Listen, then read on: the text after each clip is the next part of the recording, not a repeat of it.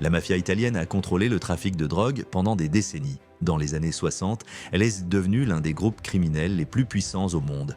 Réseau tentaculaire, corruption à chaque niveau de la société, elle a façonné l'Italie de manière insoupçonnée. Mais sais-tu qu'au départ, elle était une simple organisation de protection des agriculteurs. Avec l'effondrement économique, ce groupe a vu une opportunité explosive. Ils ont commencé à extorquer de l'argent aux commerçants, transformant le paysage économique et social du pays.